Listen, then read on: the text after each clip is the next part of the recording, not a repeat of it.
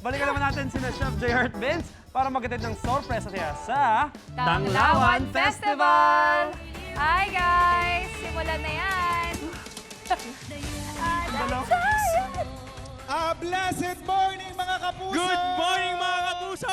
Yes, kasama pa rin natin si Vince at nandito nga po kami sa San Jose del Monte, Bulacan para makisaya sa kanilang 10th Tanglawan Festival! Yes! Fun fact, ang tanglawan ay nanggaling sa salitang tanglaw na ibig sabihin ilaw na gumagabay patungo sa maliwanag at makulay na buhay! Nice! Very nice. Saktong-sakto rin mga kapuso kasi ngayon rin po yung kanilang 25th cityhood ng kanilang lugar. At speaking ng mga ilaw mapapansin po ninyo, Vince, kanina mo ba Grabe. napapansin, no?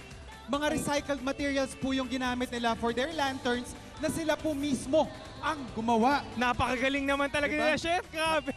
Nakakabilib na. Ito pa mga kapuso noong 2017, mind you, ang San Jose del Monte, Bulacan po ay nakakuha ng World Guinness Record ng largest lantern parade na dinaluhan ng 14,173 na katao gamit yung kanilang mga recycled na lanterns. At syempre, noong 2019 din, kinilala sila ng Guinness World of Records as the most living figures in nativity scenes na Wow. merong 2,100 ang sumali. Grabe, talaga namang bigay na bigay ang mga Sanuayan News, ano? At saka, Chef, meron nga din mga kwento na meron daw dating sundalong nawawala na sumunod lang ng siliwanag tapos napunta siya sa mga santong figures. Kaya tawag talaga ay ilaw na gumagabay. Yun yung parang naging basihan nila para dun sa kanilang festival. Yes, Very nice. grabe.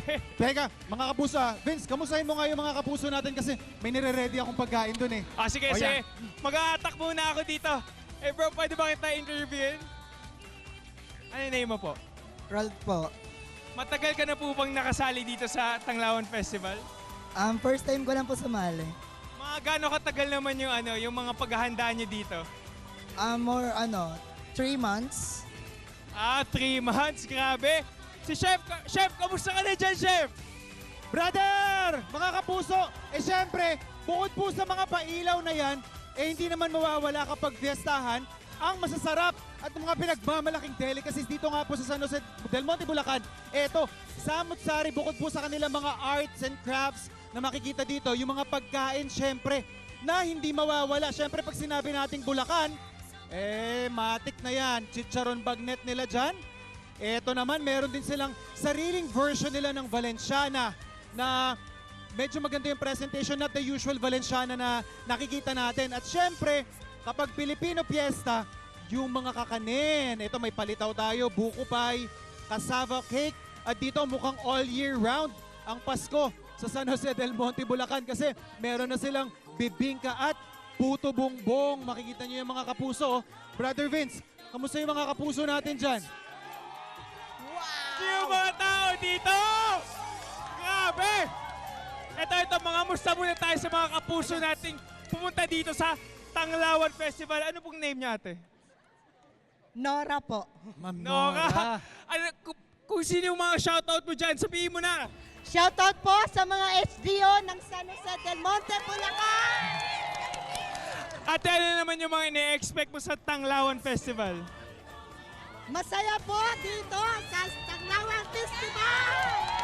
Grabe mga kapuso, mukhang ready na yung ating mga San Juaneños na nandirito. At syempre, isa sa mga pinuntahan natin dito, yung kanilang tinatawag na Unity Dance na kadalasang sinasayaw nga po o ginagawa nila tuwing Tanglawan Festival. Kaya, panoorin na natin to. Tara na't pakisaya doon!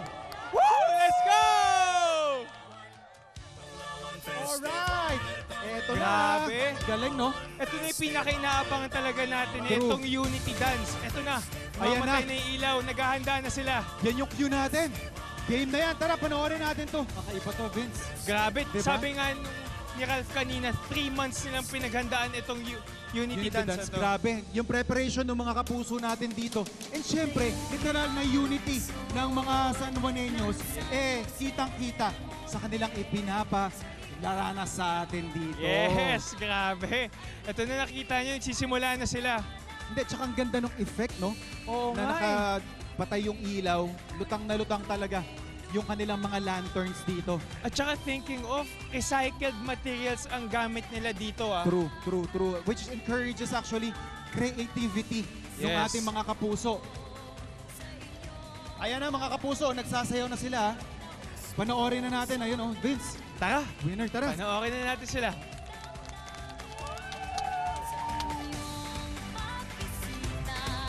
May mga islap na ningning, mga dalaga at binata ay kadiliw-giliw. Tumpor ng liwanag, iba't-ibang kulay, animoy mga hari, nakabukid sa kalawakan. Kami nagpapasalamat, ngayon'y nagdiriwang sa malilim na Palawan Festival. Ikaw, hindi ka pa nakasubscribe sa GMA Public Affairs YouTube channel? Bakit? Mag-subscribe ka na, dali na, para laging una ka sa mga latest kwento at balita. I-follow mo na rin ang official social media pages ng Unang Hirit. Salamat, Kapuso.